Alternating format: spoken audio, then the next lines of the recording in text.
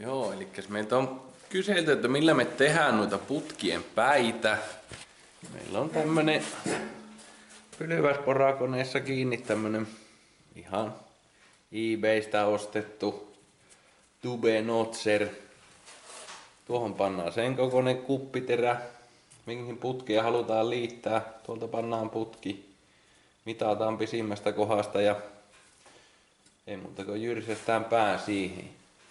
Mäpä nyt teen tuo viimeisen pään tuosta niin näytän.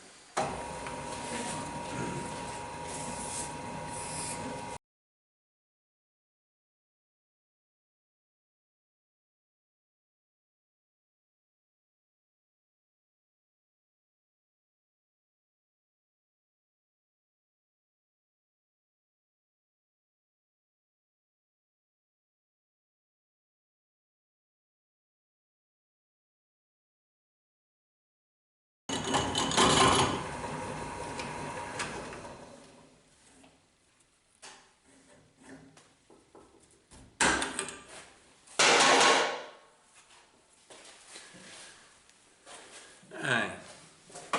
Se tulee päät suoraan, ei tarvitse vähän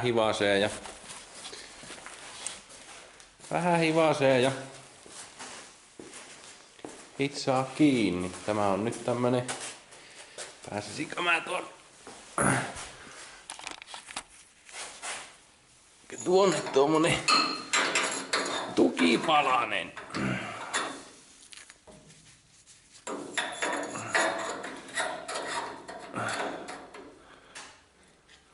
No. Se istuu siihen muuta kuin hitsaa kiinni. Nyt mä heppailen sen sinne ja jopa meillä alkaakin tässä olemaan tätä putkia pantu heppihin ristiin rastiin taas. Nyt mä otan ja hitsaan tämän keulapää seuraavaksi kasaan. Saa nähdä miten tonne joka paikkahan taipuu hitsaahan, mutta kokeillaan. Jatketaan siitä kohta. A few moments later. No nyt se on hepattu sinne kiinni. Vähän se joutui toista kulumaa loiventaa, mutta se on vikaa mittaa ja se passaa siihen kyllä niinkö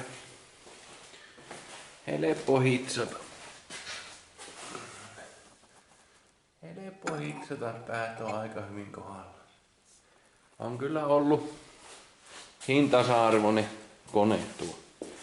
Jos tuommoista putkirunkua jotain tekee, niin kannattaa ostaa, ei mahdottoman kallis oo. Ruvetaan sitten hitsailemaan kasaan koko keulapää.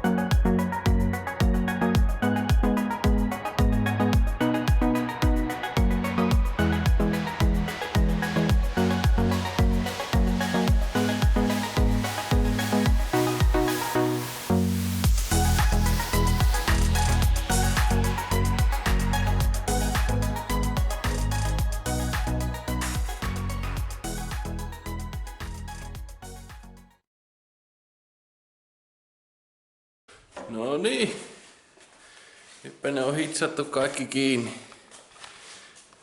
Tosi helppoa ryömiä tuolla menee.